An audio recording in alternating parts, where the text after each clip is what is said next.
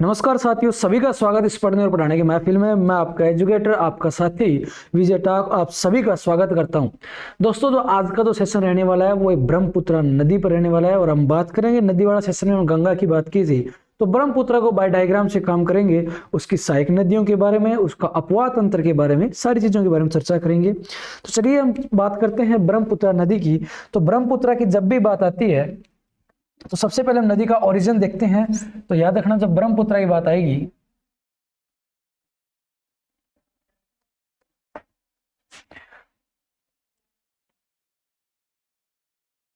जब भी बात आएगी ब्रह्मपुत्र की तो याद रखना ब्रह्मपुत्र का पहले ओरिजिन देखेंगे। ओरिजिन कहां से हो रहा है आप लोग सभी जानते हो। ये थोड़ा सा इंडिया का मैप में ड्रॉ कर देता हूं, ठीक है। और ये आपका अरुणाचल प्रदेश वाला जो क्षेत्र है वो आता है, ठीक है भाई।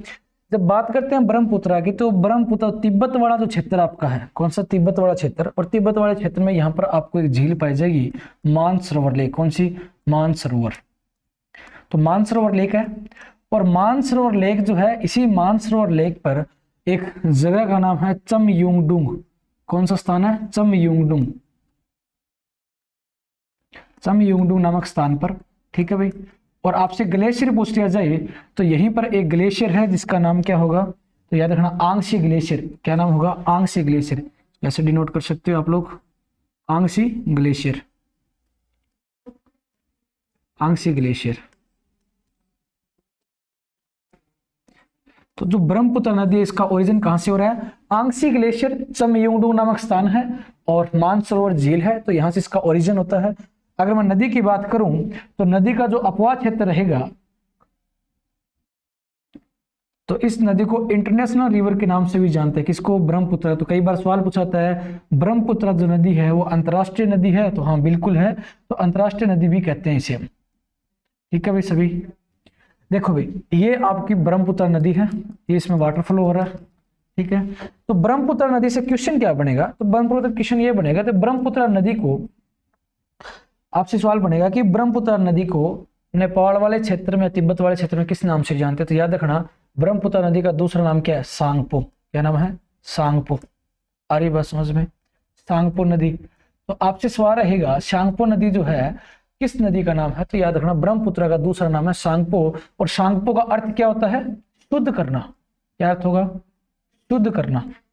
तो सांगपो का जो अर्थ होता है वो क्या होता है? शुद्ध करना। अरे भी बात समझ में यहां तक चीजें। तो आपसे सवाल रहेगा कि ब्रह्मपुत्र का दूसरा नाम क्या है? तिब्बत में से किस नाम से जानते हैं? तो सांगपो नदी के नाम से जानते हैं। और सांगपो का अर्थ होता है वो शुद्ध करना होता है।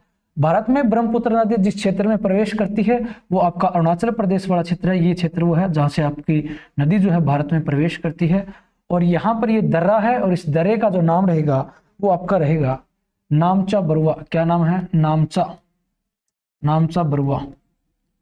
याद रखना, नामचा बरुआ दर्रा। दर्रा मतलब समझते हो? पर्वतों के बीच में एक पैदल चलने का एक रास्ता होता है। जिस तरीके से आप जान सकते हो कि पर्वतों के बीच में छोटा सा रास्ता बना होता है, उसे दर्रा कहते हैं, पासिंग कहते हैं। तो नामचा बरुआ दर्रा है जहां से ये अरुणाचल प्रदेश में ये प्रवेश करती है। कौन सी नदी? तो याद रखना, अरुणाचल प्रदेश में प्रवेश करने वाली ब्रह्मपुत्र नदी है, ठीक है भाई। उसके बाद जब ये अरुणाचल प्रदेश में प्रवेश करती है तो इस क्षेत्र में इसका दूसरा नाम से किस नाम से जानते हैं? तो याद रखना, दिहांग। किस नाम से जानते हैं? दिहांग के नाम से।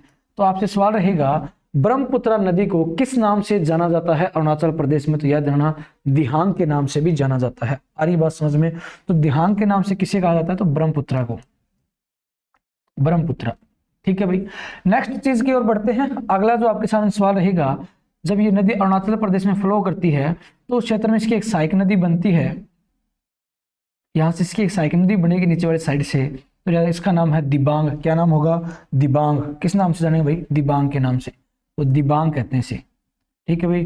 तो जो इसकी सहायक नदी उसे क्या कहेंगे? दिबांग कहा जाता है, ठीक है भाई। दिबांग के बाद जब ये नदी आगे चलती है तो ये एक नदी के द्वारा या नदी के द्वारा निर्मित एक द्वीप का निर्माण करती है, ठीक है। ऐसे यहां से ऐसे फ्लो करेगी ये, ठीक है।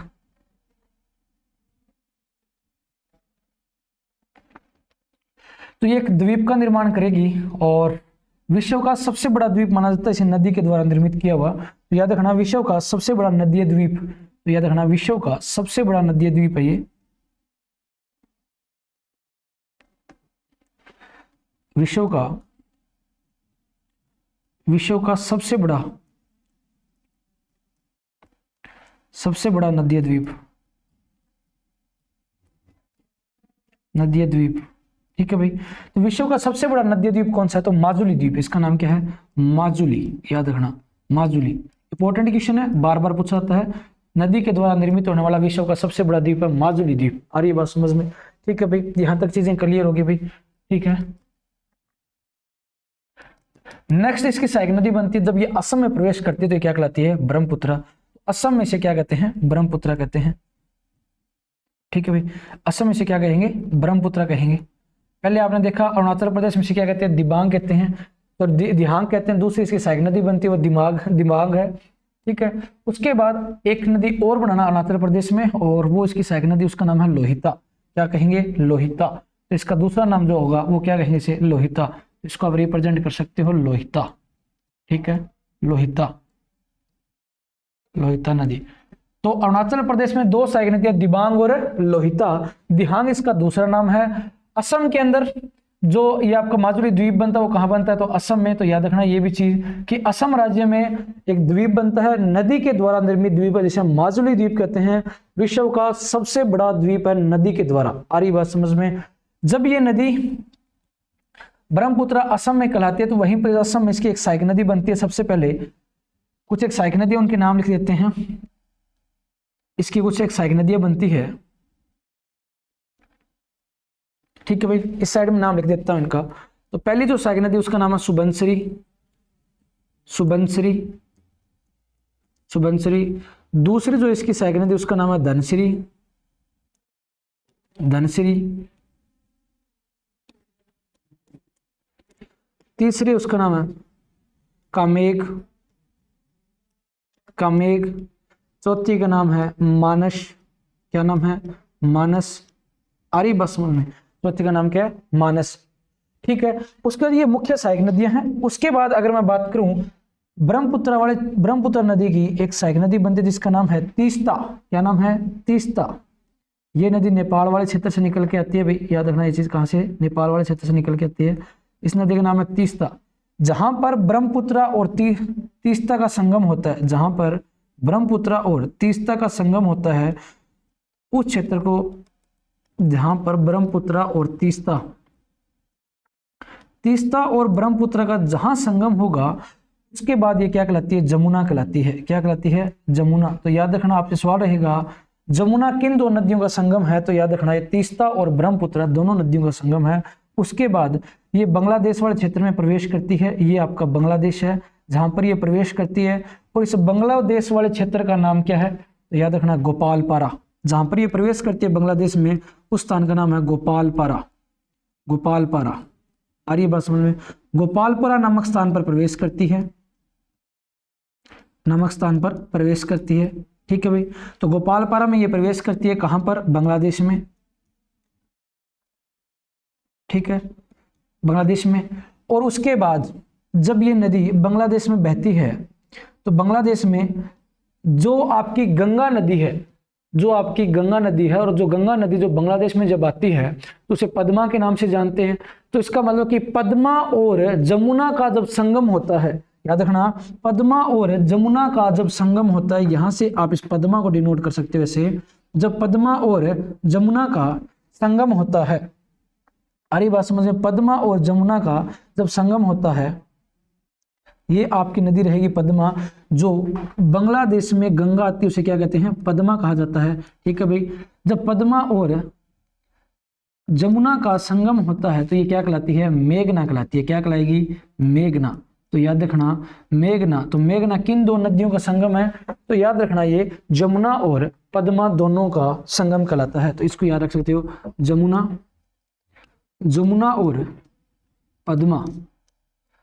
और पद्मा दोनों का संगम क्या कहलाता है? मेघना कहलाते हैं। आ रही बात समझ में भाई? सभी को आ रही है ना? मेघना, ठीक है भाई। नेक्स्ट अगर बात करूं मैं तो ये अपना अंतिम छोर बनाती है, कहां पर? बंगाल की खाड़ी में बनाती है, ठीक है भाई। अंतिम छोर कहां बनाई? बंगाल की खाड़ी में। तो उस बंगाल की खाड़ी में जब अपना अंतिम छोर बनाती है तो विश्व का सबसे बड़ा डेल्टा बनाती है कौन सा? सुंदरवन का डेल्टा। कौन सा डेल्टा बनाएगी? सुंदरवन का डेल्टा। ठीक है भाई, कौन सा? सुंदरवन, सुंदरवन का डेल्टा। ठीक है भाई, तो सुंदरवन का डेल्टा। तो याद रखना है विश्व का सबसे बड़ा डेल्टा है, तो विश्व का सबसे बड़ा डेल्टा कौन सा? तो सुंदरवन का डेल्टा है। विश्व का सबसे बड़ा, विश्व का सबसे बड़ा डेल्टा है। आ रही बात समझ में? ठीक है भाई, डेल्टा होता क्या है? जब नदी अपना पानी जो है अलग अलग वर्तिकाओं में अंतिम छोर में गिरे, अलग अलग वर्तिकाओं में डिवाइड होकर अपना पानी जो है बंगाल की खाड़ी में जब बिखेरती है तो वो क्या बनाती है? डेल्टा बनाती है। तो आप लोग याद रख सकते हो कि सुंदरवन का डेल्टा कौन सी नदी बनाती है अंतिम रूप से? तो मेघना बनाती है। ठीक है भाई, और मेघना से पहले जमुना किसको कहा जाता है? तीस्ता और ब्रह्मपुत्र के संगम को क्या कहेंगे? जमुना कहेंगे। उसके बाद बांग्लादेश में कहां प्रवेश करे? तो गोपालपारा नामक स्थान पर बांग्लादेश में प्रवेश करती है। तो वहीं पर पद्मा और जब क्या हुआ, जमुना दोनों मिलती है तो उसके बाद अंतिम रूप से क्या कहलाती है? मेघना कहलाती है। अंतिम रूप से यहाँ क्या कहलाती है? मेघना कहलाती है। तो ये चीज ध्यान रखनी है। अब बात करें अगर विश्व का सबसे बड़ा द्वीप की, तो हम सभी जानते हैं कि विश्व का सबसे बड़ा जो द्वीप है वो कौन सा है? माजुली द्वीप है। कौन सी नदी बनाती है? तो ब्रह्मपुत्र नदी बनाती है। कहां पर? असम में। तो विश्व का सबसे बड़ा नदीय द्वीप जो है आपका कौन सा है? माजुली द्वीप है। आ रही बात समझ में? ब्रह्मपुत्र को अरुणाचल प्रदेश में किस नाम से जानते हैं? तो हम किस नाम? दिहांग के नाम से जानते हैं। अरुणाचल प्रदेश में दो सहायक नदियां, एक तो लोहिता है, दूसरी क्या है? दिबांग है। आ रही बात समझ में? अगर एक नदी और लिखना चाहो तो उसको लिख सकते हो आप बूढ़ी दिहांग, या बूढ़ी दिहांग के नाम से भी जानते हैं। क्या कहते हैं? बूढ़ी दिहांग के नाम से। ठीक है भाई, बूढ़ी दिहांग के नाम से भी जानते हैं। आ रही बात समझ में? ठीक है भाई, उसके बाद अगला जो सवाल आपके सामने रहेगा वो ये रहेगा कि असम में इसकी सहायक नदियां सुबनसिरी, धनसिरी, कामेग और मानस जो है असम में इसकी सहायक नदियां बनती है। तीस्ता नदी जो है नेपाल से आती है। तीस्ता और ब्रह्मपुत्र का संगम जमुना कहलाता है। जमुना और पद्मा का संगम मेघना कहलाता है। और अंतिम रूप से सुंदरवन का डेल्टा का निर्माण करती है बे ऑफ बंगाल या बंगाल की खाड़ी में। आ रही बात समझ में? तो ये आपकी सारी सारी क्या थी? ब्रह्मपुत्र नदी थी। इंपॉर्टेंट क्वेश्चन ये बनता है कि इसका उद्गम स्थान याद रखना। और ब्रह्मपुत्र नदी से हमेशा क्वेश्चन रहता ही है, क्योंकि अपने आप में इंटरनेशनल रिवर है, अंतरराष्ट्रीय नदी है।